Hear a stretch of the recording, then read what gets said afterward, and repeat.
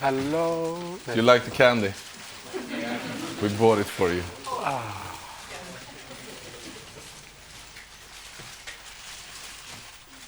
So, yeah, we are Radon. Hey. And basically what we're going to do is structure this. We're going to talk very fast about our agency and then about the making of Press Post Play. Yeah. And I'm Philip. Hey. Yeah, and my name is Einar, and we were asked what titles to put on the board, and it's like both of us can't be really producers because it doesn't say anything. But the role we have in the company and in the film is quite similar. So I bring in the bacon and you make the film. Yeah. So how's Radon? The hard facts. We started in 2006. We're a creative agency and we're today 35-ish employees and we have an office in Stockholm. The fun facts. So we have a chef, it's Denise, we love her. We still think we are young, I just turned 30, which was kind of a revelation, and we play a lot of ping pong. So, and the leader of our ping pong board is Sam. He's also our copywriter. Thank you, Abby. Yes. So what do we do? So yeah, this is basically what we keep ourselves busy with during the days. And to the left, you see some of our clients that we work with, and for them we produce stuff like on the slide before. Yeah. But the reason we're here tonight is to talk a little bit about our laboratory and what comes out of that. So in the laboratory, we used to say that we do things, we take the money we gain from clients like that, and then we use it in the laboratory to do things we really love. So we've done one TV series. We've done the first documentary we did was Om Natten, we did in 2009, and then Press Post Play, and now we're moving into fiction. That's supposed to symbolize fiction, it's really subtle. Yeah. And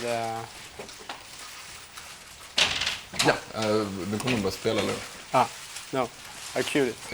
Explain. So, and this is our latest lab / commercial project we did. It's a music video for Avicii, and this is the teaser that was released last week, and tomorrow they will release the video.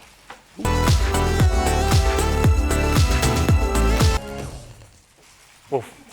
Yeah. The best comment so far on YouTube is, I would love for Avicii to be my doctor. Yeah, but actually the doctor is played by Kjell Bergqvist. Yeah. Fantastic cameo. Next slide. Yes. So, that was that. More interesting, Press Post Play. A feature documentary that we released March last year, and we'll tell you the story of the making of it and the journey it's been on for the last year, basically. And then you will see the film. Yeah. So, we're from Stockholm, Sweden, a country known for IKEA, beautiful women, and piracy, right? And when we started to think about making the film, there was a lot of debate going on about piracy and about business models. And we felt that there was something missing in that debate, that like a great story wasn't really captured. Well, basically the origin of ourselves. We didn't learn how to make the things we do, basically. It was trial and error. And the reason for us being able to do is basically the democratization of those expressive means. And so, given this debate, we were kind of missing the story of what actually happens to the creativity itself when the means of expressing music of film becomes available for everyone. So when there's a story not being told, you tell the story yourself. And our approach, we took a narrow approach to the subject. This was the subject we set out to examine, basically. And to do that, or we had a visual idea pretty early on in this process, and that was to move away from the documentary kind of the thing you think about when you hear a documentary, kind of shaky hand camera and well, not that thought through visualization perhaps, and try to do a really visual film about this. So cinematic feel. Yeah, and you'd be the judges of if that's so. Actually, that's a funny story. The DOP, when we had the premiere of this film, he had a vodka bottle with him, and he's very sensitive. Yeah, or what say, självkritisk, self-critic. So for every bad frame in this film, he had a shot, and so he stumbled out of that premiere. Yeah. His name is Hannes. And we also, when we started, so we said no, we have an idea, we have a way of how we want to do things, and then we started to think like, so who should we interview? And we made the list, and it was about this long, but with tiny text in Excel, and it contained a lot of people among these two. So this is Francis Ford Coppola and his daughter Sofia. And none of them are in the film. Yes. I mean, this really has been one of the key challenges of making this film, is to get access to people who, there's a lot of people who want to get access to these people.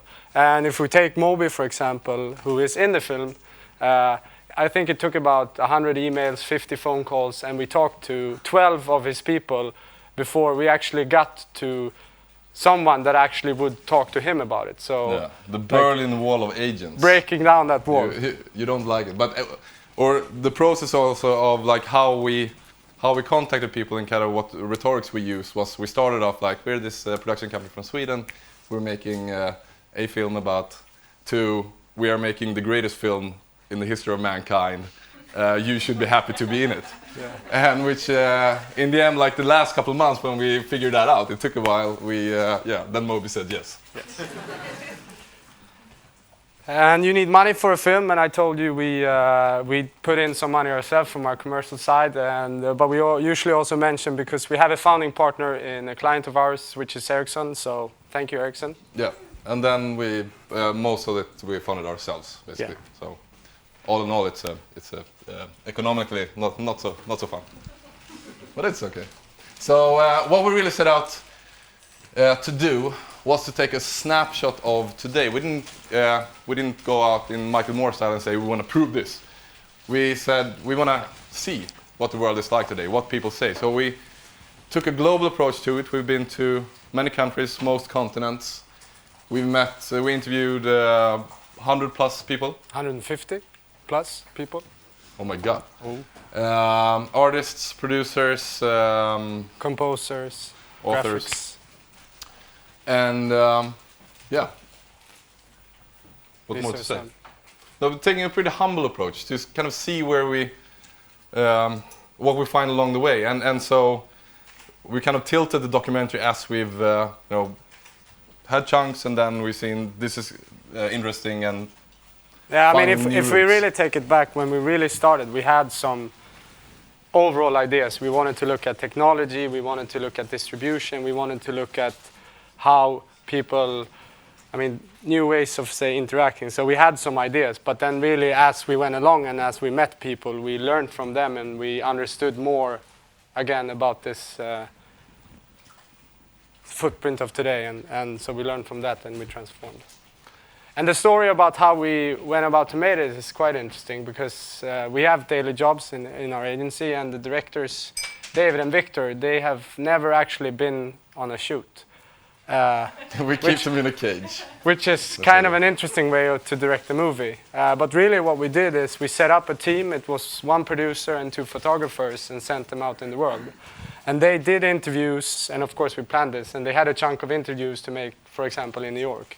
And every day they collected the footage from the interview and sent together with like a summary of like, this interview, it was about this. And we had collaboration using Skype, using email, and then of course when they came back we summarized and we sent them out again. So it's their vision, but it's other people making it on the field, but then they putting it together, so they should have all the credits. And really what we kind of started to find along this path of finding stuff was the question whether this evolution leads to a bright creative future, gold, or if we end up with an ocean of mediocrity, as Moby will state it. And our protagonist, our main character in this film is Olafur Arnalds. I don't know how many of you know him, but he's, for us, we ran into him at a music festival in Stavanger, Norway. And he embodies this change a lot. He sits in his loft up in Reykjavik and he does this kind of classical composing with electronic elements in it. And after like 4 months of doing that, he had a global audience. He has a very large global audience today. He tours the world. And the journey we follow him on is, and this is a story not being told in the film, which I hit myself in the head every morning when I go to sleep, or every night that I go to sleep. I hate the fact that we weren't able to tell the story of him going to the Royal Northern School of Music in Manchester, which is a prominent school for classical instrumental stuff. And their masterclass, basically, they put up their final piece that semester, and they put up his full album in the big concert hall in Manchester. And the paradox with that is the fact that Olafur was denied entry to that school 4 years earlier for being not talented enough. Come back. But that story is not being told in the film, sadly. But you know it. Yeah, you know it. That's the perk of going to Creative Mornings in the evening. So the results so far. This is a snapshot of the first draft of the full film. But really. So when we set out, we said that we wanted to reach a gazillion, million, billion people. Yeah, that's a made-up figure. We actually don't know how much it is. But, yeah. And our strategy was really this. I mean, again, we do things we really don't know how to do, and like we've never distributed a film worldwide. But we said that let's put it out so you can enjoy it any way you like, and if you want to pay for it, that's fine. We'll find ways for you to do that. But if you want to watch it for free, that's also fine. But really, what we did learn was that the best way to get worldwide recognition is to get into a good film festival, and we were bottom left corner.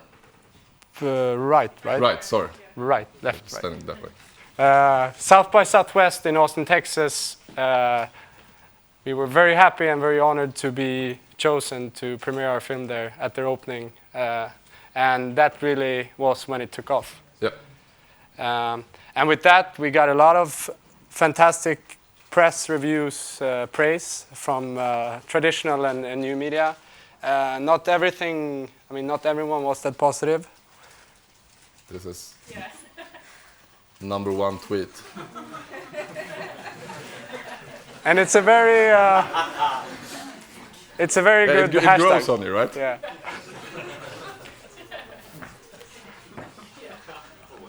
So after festivals, we followed with a number of, online, on-demand platforms, broadcasters in these countries, and we also said that we would release it for free online. And our idea was to add. We said we want if we just put it out on YouTube, it will probably not take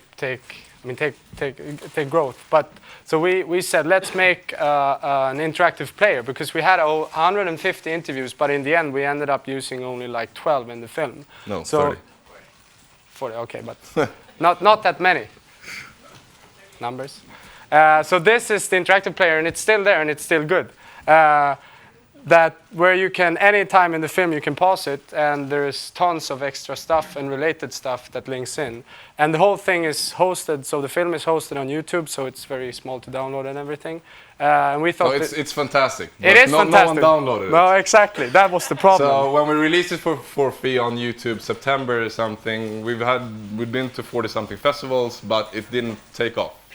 2,000-3,000 views a week, and that was frustrating. Yeah. It sucked. But then all of a sudden, and what we did, and also we were very humble to the fact that we don't really know. So what we did, we put it on Vimeo, and suddenly within 2 weeks, 200,000 views on Vimeo, and it was there that it really took off. Yeah. And with it, our IMDb score. And we love IMDb, so that's... Yes. And if interesting thing about that is what happened with the then the views on Vimeo. What does the recognition through that, or that actually drove the sales of the film as well. Yeah. So in March we were rental of the week on US iTunes, and here we are not past Bridesmaids. But you claim there's a screenshot. I have a screenshot somewhere. I couldn't find it. We're number 46, and we're past Bridesmaid. So yeah, all in all, I mean, you get the question like, so did it turn out the way you hoped? And yeah, we like the film, so that's great. And a lot of people have seen it. Not a trillion people maybe yet. But yeah, but was there a time? I mean, like we also get the question like, did you know from the beginning that it would turn out this way? And like, hell no. Yeah, the level of anxiety along the way. I think if we look back to January 2011 when IDFA, the main festival in Amsterdam, they said no. We had Berlinale in Germany, which was one of our main targets. They said no. We had Svenska Filminstitutet, which thought, well, it's a nice piece, but we will not promote it because we don't think it's nice enough. Bastards. So, yeah, we didn't look exactly like that, but we felt like it. But then came the call from South by Southwest. So, from there it's been up. Yes. So, we're happier now. Yes. And with that, it's time to watch the film. Yep. Enjoy. And I'm guessing we're here for Q&A afterwards, or? Yep. So. Perfect.